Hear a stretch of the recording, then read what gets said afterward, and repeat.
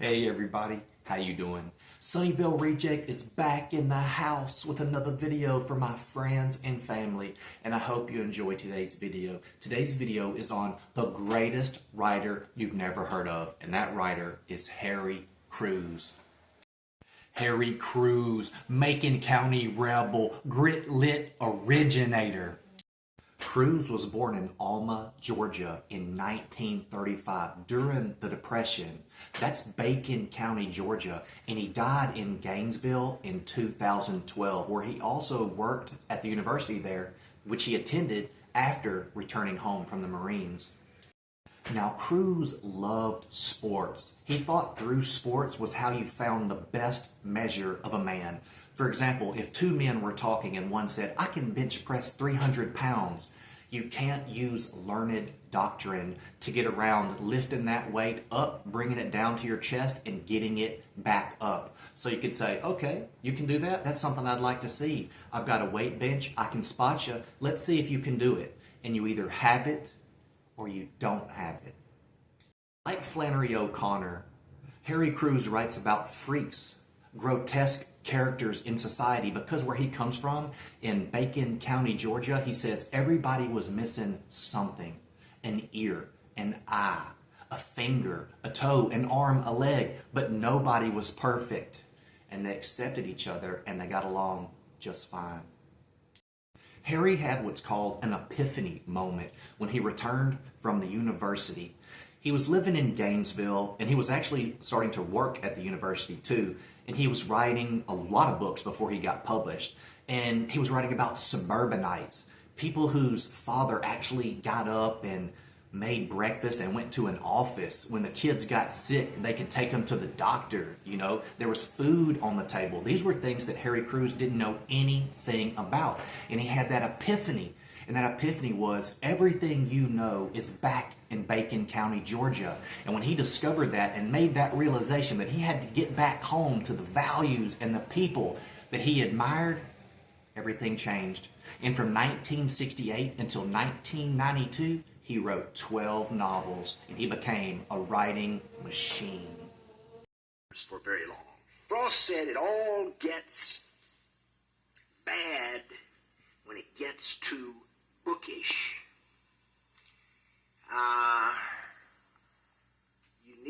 The book needs to smell like sweat and blood and shake the reader with all those abstract nouns you've ever heard, love and hope and mercy and compassion. It ought to do that. It ought not to smell of other books.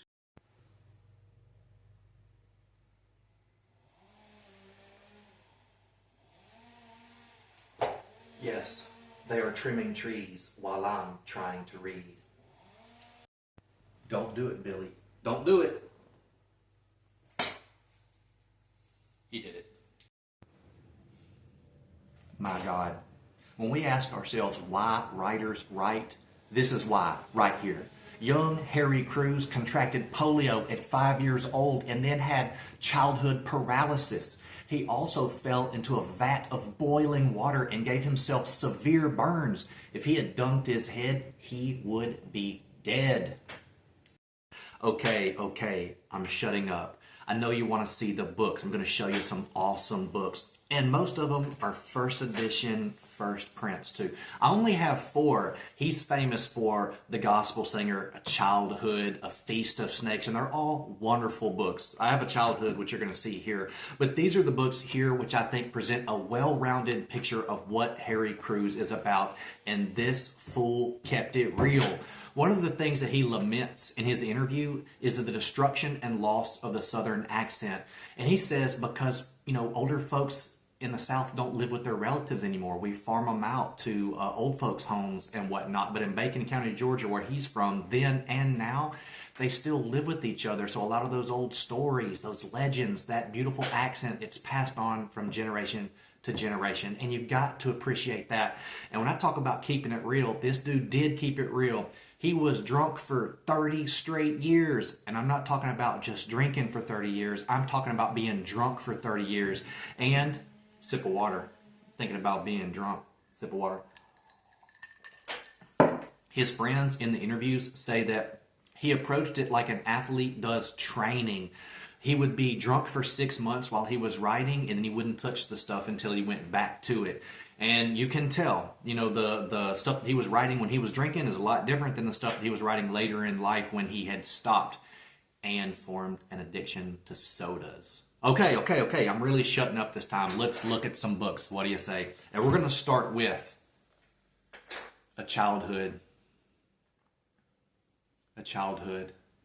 This was the first of the novels that you're going to see. Let's see when this was published. I know it was published in the 60s. I'm pretty sure. Damn it, or was it the 70s?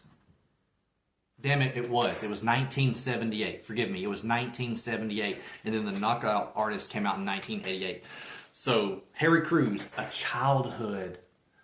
The biography of place. This book freaking rocks, man. And this dude had it tough. You can see where the inspiration and drive to be something, to be somebody, to be a famous writer. You can see where it came from. All the hurt, all the loss, the poverty, the military experience, the academic experience at the University of Florida. It's all right here. You're going to love this book, and it'll inspire you to tell your own story. The highly acclaimed memoir of one of the most original American storytellers of the rural South. That word has always been hard for me. Harry Crews grew up as the son of a sharecropper in Georgia at a time when the rest of the country was just beginning to feel the real hurt of the Great Depression. But it had been living in Bacon County for years.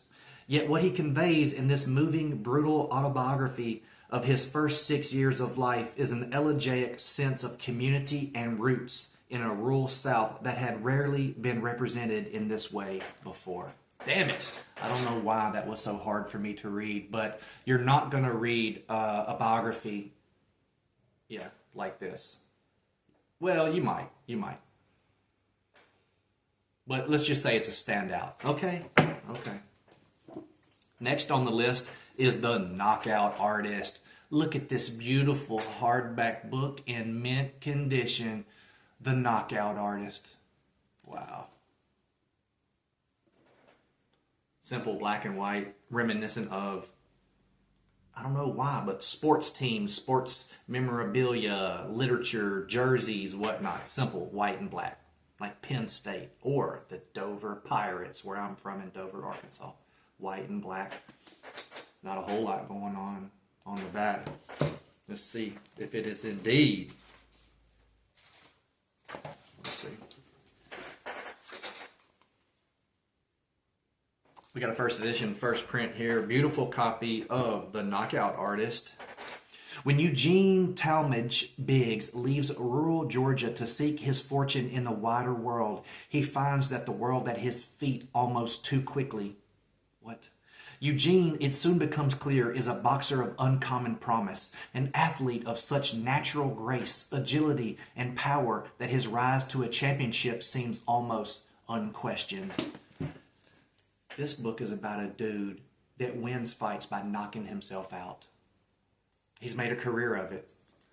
Let's just say by getting paid. You live to fight another day. You get a paycheck and you move on. Don't do that to yourselves, folks. And then we've got Body. And Harry Crews did indeed date a bodybuilder. She's in the interviews about his life, which are really, really great, man. If you're into writers and watching documentaries and interviews and things like that, Harry Crews was an outlandish, charismatic character. I wonder what he would have done if he didn't become a writer. This book is not in perfect condition, but it is a first edition, first print. Spine's got a tilt to it, and there's a sticker on the back, unfortunately, but it's still a nice readable copy, and I'll find somebody to give it to when I'm done. Body is a tragicomic novel about discipline and indulgence, about love, gentle and destructive, and about the part of us all that wants to win. Uproariously funny, greedy, powerful, and profound, it is filled with that odd, lovable sweetness that no one but Harry Crews seems able to find and express. That sounds sweet, but I can tell you some crazy-ish goes down, because they always do in a Harry Crews novel. You're gonna love it. And it's quirky too. Look, this guy's flawed. He's not perfect, and I dig his flaws. He was untrained for a long time, except by teaching himself how to read and write and style, things like that, by reading the masters. When you're watching his interviews, he quotes famous writers a lot. I do too. So you can tell that he was trained by reading great literature primarily, because going to college is not necessarily the answer, and sometimes it will stymie your creative prowess. You know, going to college is not always the answer to be creative. In fact, I don't recommend it. Last book on my Harry Crews list here, and it's the last book in my collection. While I said that, you know, Feast of Snakes, Gospel Singer, books like that, Cars even, they're really popular. People love them. I think this selection here will give you the best well-rounded picture of what Harry Crews is about, and it touches all of the subjects he's most known for and his most lovable characters, in my opinion. The last book I have is a beautiful copy of The Mulching of America. The Mulching of America. I did get this off of Amazon, got it from a seller called Glands of Destiny. If you are looking for some books that you cannot find and you don't mind shopping online and spending a little money, look for Glands of Destiny. Their books are all covered in these beautiful, fresh Mylar protective sleeves, and they're in pristine condition. They're usually first edition, first prints, and they're fair. They're fair price. You know, if you got a little store on Pango or something, you can sell it for a little markup. After you read it, of course, and if you can't give it to anybody, you know. But yeah, little first edition, first print. Can you guys hear the tree trimmers and the lawnmowers and the weed eaters? It's been going on for a few days. I apologize. You'll notice that my last few videos have been edited, and that's why. Because it's summertime, you can never tell when they're going to be out in your front yard, right around your house, because it rains so much. They just show up because they got to do the work when they can. So no disrespect to them. They're hardworking men. Much respect to all those people that get out there and do it. But I've had to do my videos in piecemeal because of it. But that's that.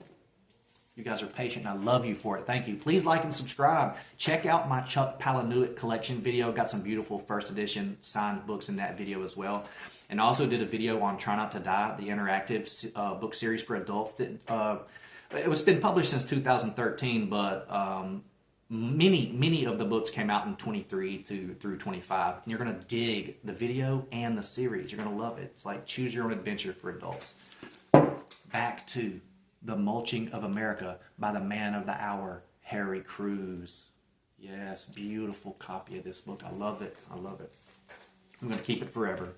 It's August when the sidewalks in Miami get hotter and longer, especially for a door-to-door salesman like Hickam Looney. It's also time for the annual sales contest, and this year Hickam is determined to win the Cadillac, the trip to Disney World, and the $2,000 in cash. Even though in the 25 years he's been with Soaps for Life, no one has ever beaten the boss himself, who always outsells his own salesmen just to show them who's boss.